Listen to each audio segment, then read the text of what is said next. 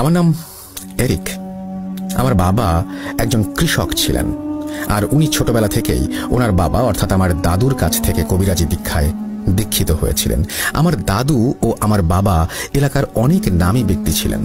মানুষের রোগ ব্যাধির চিকিৎসাও তারা করতেন। আমার দাদু ডেভিলের আসরের চিকিৎসাও করতেন। আমার বাবা দাদুর কাছ থেকে শিখে একই সাথে তারা দুজন মিলে এই কাজগুলি করতেন। বিনিময়ে ওনারা কোনো টাকা পয়সা না নিয়ে ভাতের চাল, ধান এবং শাকসবজি নিয়ে থাকতেন। গ্রামের মানুষও তাদের ওপর বেশ খুশি ছিল। একদিন গ্রামে এক ভিনদেশী লোকের আগমন ঘটে, একজন শয়তানের পূজারীর। সে আমাদের এলাকার চার্চ থেকে কিছুটা দূরে তার আস্তানা করে বসে। কবিরাজ গ্রামে এলে তাকে সেখান থেকে তাড়ানোর মতো সাহস কারো ছিল না, কারণ তার নাকি কিছু অলৌকিক ক্ষমতা রয়েছে। সে মানুষের ইচ্ছা নাকি পূরণ করে দিতে পারত, আর সে যার ইচ্ছা পূরণ করত তাকে নাকি খুব বড় কিছু বা খুব কঠিন কিছু দিয়ে সেই ইচ্ছের দাম চুকাতে হতো। আর তার বাসস্থান সে খুব ভয়ঙ্করভাবে সাজিয়েছিল বলে সবাই বলতো। ছনের ঝুপড়ির ছাদের ওপর শিংওয়ালা কোনো এক কঙ্কালের মাথা পতাকার মতো একটি স্ট্যান্ডে লাগানো ছিল। সেই কবিরাজ সেখানে একা থাকলে আশেপাশের মানুষ গেলে শুনতে পেত সে অনেকগুলো মানুষ একসাথে মন্ত্র পড়লে যেমন শোনা যায় ঠিক তেমন শোনা যেত। আর ঝুপড়ির ঘরের চারপাশে সাদা কোনো কিছুর গুঁড়োর ঘের দেওয়া ছিল, আর ঘেরের ওপর আগুন জ্বালিয়ে রাখা হতো। আর তার বাসস্থান সামনে দিয়ে গেলে অনেকেই শুনতে পেত কেউ ফিসফিস করে তার নাম ধরে ডাকছে আর ফিসফিস করে বলছে, এসো আমার কাছে, যা চাইবে তাই পাবে, এসো এসো এসো আমার কাছে। এসব শুনে মানুষ ভয় সেখানে যেত না। এদিকে গ্রামের এক দম্পতি ছিল। আমাদের আদিবাসীরা মাতৃতান্ত্রিক হওয়ায় বাবার নামে কম লোকে চিনত, তাই সেই দম্পতি স্ত্রীর নামে অর্থাৎ মেরি দম্পতি হিসেবে সবাই চিনত। মেরি দম্পতির বিয়ের 7-8 বছরেও তাদের কোনো সন্তান ছিল না, কিন্তু তারা প্রচণ্ড ধর্মভীরু হওয়ায় নিয়মিত চার্চে গডের আরাধনা করত আর ভালো ভালো কাজ করত। কিন্তু এক পর্যায়ে গডের ওপর তারা রুষ্ট হয়ে যান আর চলে যান সেই শয়তানের পূজারীর কাছে, কারণ এত আরাধনার পর গড তাদের কোনো সন্তান দেননি।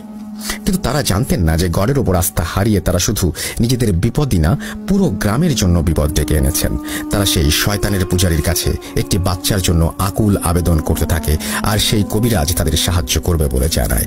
কিন্তু এর জন্য তাকে খুব বড় একটি কঠিন কিছু করতে হবে সেটা জানায়। সন্তান প্রাপ্তির প্রবল ইচ্ছায় তারা কি দিতে হবে না ভেবে কবিরাজের কথায় রাজি হয়ে যায়। কবিরাজ তাদের 1 মাস পরে চন্দ্রগ্রহণের সন্ধ্যায় আসতে বলে, আর কিছু জিনিসের কথা বলে যা তাদের জোগাড় করে আনতে বলা হয়। সেগুলো ছিল সদ্য জবাই করা মহিষের মাথা, কেরোসিন তেল, ভেড়ার লোমের সলতে আর একটা সম্পূর্ণ সাদা ছাগলের বাচ্চা যার বয়স 5 মাসের বেশি হওয়া যাবে না। মেরি দম্পতি সব জোগাড় যন্ত্র করে চন্দ্রগ্রহণের সন্ধ্যায় সেই কবিরাজের কাছে যায়। কবিরাজ তাদের একটি গোল বৃত্তে বসতে বলে।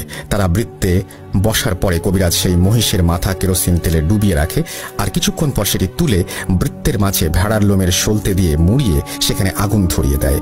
এরপর কিছু রিচুয়াল করে সেই সাদা ছাগলটিকে স্যাক্রিফাইস করে। 2টা মাটির পেয়ালায় রক্ত রেখে সেই আগুন থেকে কিছুটা ছাই তুলে পেয়ালায় মিশিয়ে খেতে বলে। খাওয়া শুরুর আগে কবিরাজ তাদের বলে যখন সময় আসবে সে তাদের কাছে তার পাওনা চাইবে, আর সেই পাওনা তাদের দিতেই হবে। কিসের পাওনা জিজ্ঞেস করলে কবিরাজ বলেন তাদের সন্তান হবে কবিরাজের রিচুয়ালের মাধ্যমে, তাই তার পেমেন্ট হিসেবে তাকে কিছু দিতে হবে, কিন্তু কি দিতে হবে সেটি নাকি কবিরাজ সময় এলেই চাইবে। মেরি দম্পতি রাজি হলে তাদের রক্ত খাওয়ানোর পরে কবিরাজ বলে আজ ভোর রাতে তাদের বাসার পেছনের জমিতে একটি পাখি মরে থাকবে, তারা যেন সেটিকে নিয়ে এসে ভালোভাবে রান্না করে সেটি দুজন মিলে খায়। তারা সম্মতি জানিয়ে চলে যায় সেদিনের মতো। এরপর 1 মাস কেটে যায়। একদিন মেরি ফ্যামিলির বাসা থেকে আমাদের বাসায় মিষ্টি আসে। এত জলদি ফল পেয়ে খুশিতে তারা যেন আত্মহারা হয়ে গিয়েছিল। দেখতে দেখতে দিন চলে যায়, আর মেরি ফ্যামিলির ঘর আলো করে একটি মেয়ে সন্তানের জন্ম হয়। মেয়েটার নাম তারা মারিয়া রাখে। মেয়েটি জন্মের পর তার বাম কাঁধে একটি জন্ম দাগ দেখতে পায় তারা, যা ছিল একটি অর্ধচন্দ্রাকৃতি। আস্তে আস্তে 7 বছর কেটে যায়। মারিয়াও বড় হতে থাকে, আর মারিয়ার বাবা মা সেই কবিরাজের কথা ভুলে যায়। কিন্তু মারিয়ার 7 বছর পূর্ণ হবার পর মারিয়ার মাঝে কিছু পরিবর্তন লক্ষ্য করা যায়। সেগুলো হচ্ছে খুব রাতে সে একা বাইরে বেরিয়ে যেত, রুমে কারোর সাথে কথা বলতো না, আর একা খেলতো। তার মা বাবা এটা দেখে তাকে জিজ্ঞেস করে যে সে কার সাথে কথা বলে। মারিয়া নাকি তখন খুব ভায়োলেন্ট হয়ে যেত আর চিৎকার করে ঘরের জিনিসপত্র ভাঙচুর করত। মারিয়া এছাড়াও সন্ধেবেলা নাকি সেই কবিরাজের বাড়িতে চলে যেত। মারিয়ার ভেতর কোনো সমস্যা আছে এই ভেবে মারিয়ার মা বাবা তাকে সেই কবিরাজের কাছে নিয়ে যায়, আর কবিরাজ তাদের যা বলে সেটি শুনে মেরি দম্পতির হুঁশ উড়ে গিয়েছিল। কবিরাজ তাদের বলে তাদের মেয়ে হচ্ছে ডেভিলের মেয়ে।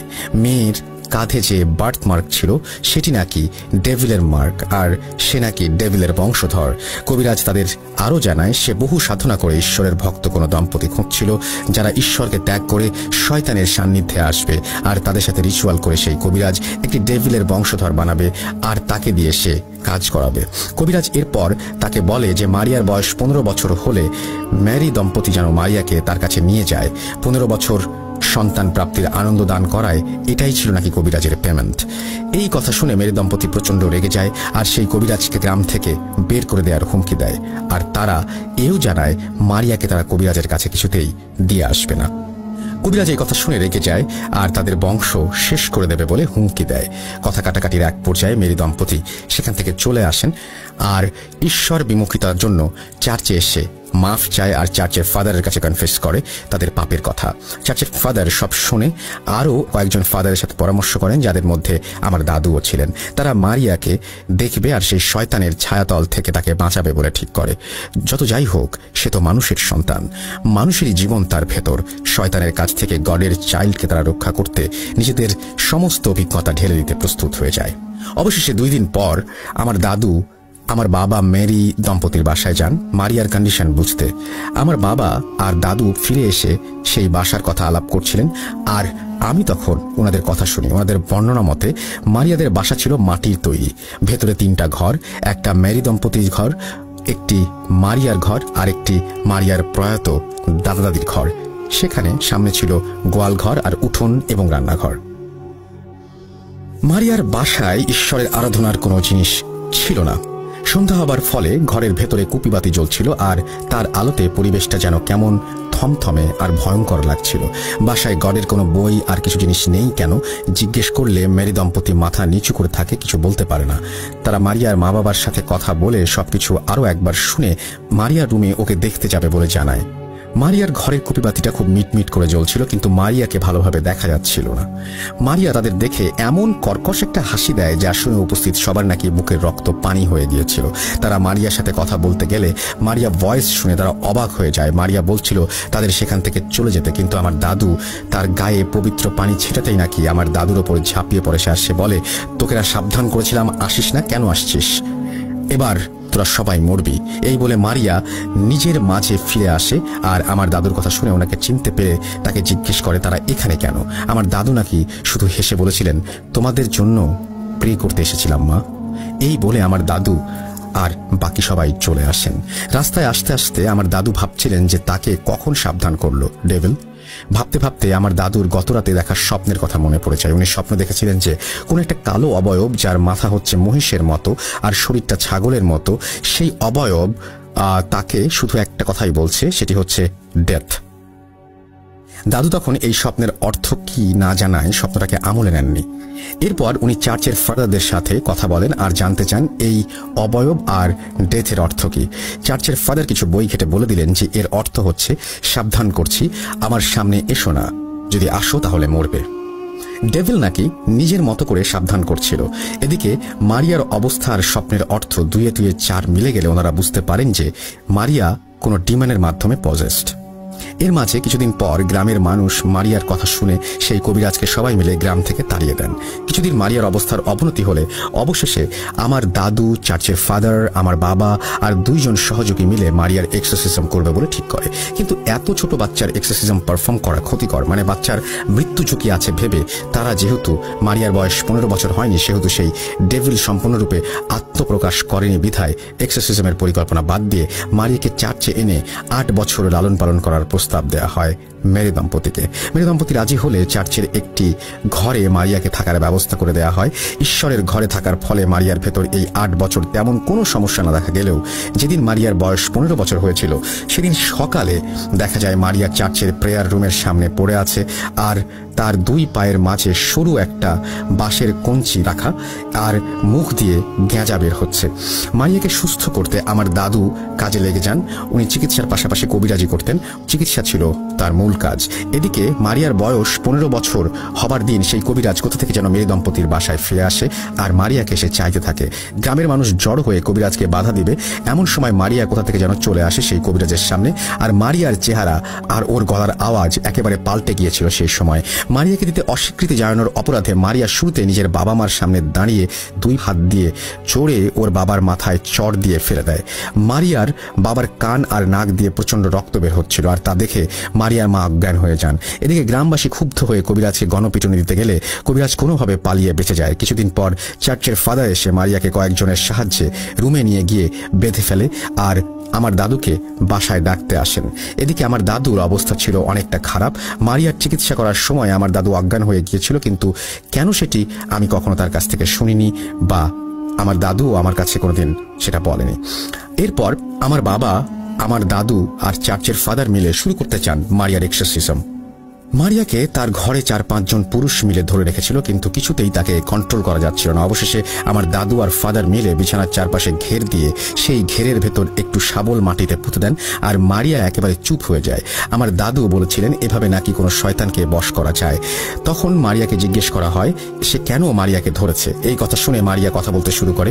মারিয়ার গলায় শয়তানটি বলছিল তার নাম হচ্ছে নারুস। নারুস নাকি মারিয়ার ভাই।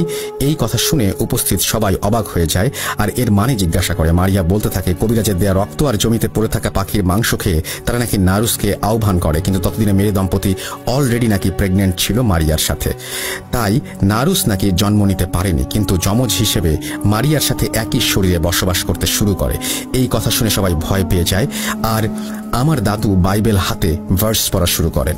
উনি বারবার মারিয়ার সামনে ক্রস আঁকছিলেন আর নিজের গলায় থাকা ক্রস মারিয়ার শরীরে লাগাচ্ছিলেন আর মারিয়া আর্তচিৎকারে ভেসে যাচ্ছিল এলাকা।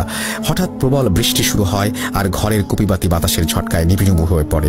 এরপর একজন গিয়ে সেই বাতির পাশে হাত দিয়ে সেটিকে জ্বলতে সহায়তা করে। সম্পূর্ণ এলাকাতে যেন হাজার হাজার কণ্ঠ ফিস ফিস করে বলছে গড এখানে নেই, গড এখানে নেই। এরপর চার্চের ফাদার আর আমার দাদু দুজন মিলে আমার বাবা আর সবার সাহায্যে মারিয়াকে চার্চের ভেতরে নিয়ে আসার পরিকল্পনা করেন। যথারীতি মারিয়াকে চার্চে আনা হয় আর আনতে গিয়ে আমার দাদুর এক পায়ের মাঝে বাঁশের ছোট কঞ্চি ঢুকে যায় এবং তিনি আহত হন, কিন্তু উনি হাল ছেড়ে দেননি। চার্চে এনে মারিয়ার এক্সারসাইজ করা হয়, কিন্তু কয়েক ঘন্টা চেষ্টা করেও তাকে সুস্থ করা যায়নি। মারিয়াকে চার্চের প্রেয়ার ঘরে রাখা চেয়ারে বেঁধে তাকে গডের নামে চলে যেতে বলা হয়, কিন্তু সে যাবে না বলে জানায়। অবশেষে সবাই মিলে বাইবেলের ভার্স পড়ে মারিয়াকে মাঝখানে রেখে বৃত্তাকার ভাবে দাঁড়িয়ে অনেক রকম কাজ করার পরে একসময় নারুস কিছুটা দুর্বল হয়ে পড়ে। আরেকটু পর মারিয়ার আওয়াজ শোনা যায়। সবাই ভাবে মারিয়া হয়তো সুস্থ হয়ে গেছে। আমার দাদু তার হাতে একটি তাবিজ বেঁধে মারিয়ার ফাদারকে বলেন এই তাবিজ যেদিন হাত থেকে খুলবে সেদিন আর কিছুই করার থাকবে না। এরপর মারিয়াকে চেয়ার থেকে খুলে বাসায় নিয়ে আসতে গেলে মারিয়া সবাইকে ধাক্কা দিয়ে ছিটকে ফেলে দেয় আর কোথায় যেন চলে যায় আর সবার কানে বাজে ভাবে হাসার আওয়াজ শোনা যায়, কিন্তু হাসির আওয়াজটা কোথা থেকে আসছে সেটা কেউ বুঝতে পারছিল না। হঠাৎ আমার দাদুর পা কিছু একটাতে জড়িয়ে ধরে এবং কেটে যাওয়া অংশটা নখের আঁচড় দিয়ে কামড় বসিয়ে দিয়ে মাংস চিড়ে খেতে শুরু করে। আমার দাদু চিৎকার দেয় এবং সবাই মারিয়াকে ধরে আবার চেয়ারে বসাতে গেলে মারিয়া সবাইকে ধাক্কা দিয়ে ফেলে কোথায় যেন চলে যায়। এরপর থেকে মারিয়াকে আর কোনোদিন গ্রামে দেখা যায়নি। এরপর আমার দাদু আমার বাবাকে বলেন হাত চালান দিতে। হাত চালান কি সেটা একটু বলি। দোয়া ও কিছু নির্দিষ্ট কাজের মাধ্যমে মাটিতে হাত দিয়ে ব্ল্যাক ম্যাজিকের কোনো একটা ইনস্ট্রুমেন্ট খুঁজে বের করা, অর্থাৎ কোনো একটা কোনো কিছু একটা পড়ে মন্ত্রতন্ত্র পড়ে এটা করা, কারণ যদি হাত চালানে মারিয়াকে পাওয়া যায়। আমার বাবা হাত চালান দিয়ে চার্চ থেকে একটু দূরে একটা জায়গায় অজ্ঞান হয়ে যায়। সেই জায়গা খুঁড়ে একটি মরা পাখি পাওয়া যায়। এরপর সেটিকে চার্চে এনে আগুনে পুড়িয়ে ফেলা হয়, কিন্তু মারিয়াকে আর কখনো খুঁজে পাওয়া যায়নি। লোকমুখে শোনা যায় যে কালো ঘোমটা দিয়ে মারিয়াকে মাঝে মাঝে নাকি গ্রামে দেখা যেত, কিন্তু সেটি মারিয়াই কিনা সে বিষয়ে কেউ সার্টেনলি কিছু বলেনি। মারিয়ার বাবা মারিয়া ওইভাবে মরে যাবার পর থেকে পাগল হয়ে যায় আর রাস্তায় রাস্তায় ঘুরে বেড়াতেন উনি। মারিয়ার মা সবকিছু নিজ চোখে দেখে পাথর হয়ে গিয়েছিলেন। মানুষের বাসায় ভিক্ষা করে খেতেন, কিন্তু কখনো ভিক্ষার জন্য উনি কারো কাছে কিছু চাইতেন না, চুপ করে থাকতেন। আর আমার দাদুর পায়ের অংশে মারিয়ার কামড়ের পর সেই অংশ পৌঁছে গিয়ে 1 মাসের মাঝে আমার দাদুও মারা যান। ডেভিল আমার দাদুকে স্বপ্নে সাবধান করেছিল, কিন্তু দাদু বুঝেননি, তাই আজ উনি আমাদের মাঝে নেই। ডেভিল তার ওয়ার্নিং পূরণ করে দেখিয়েছিল।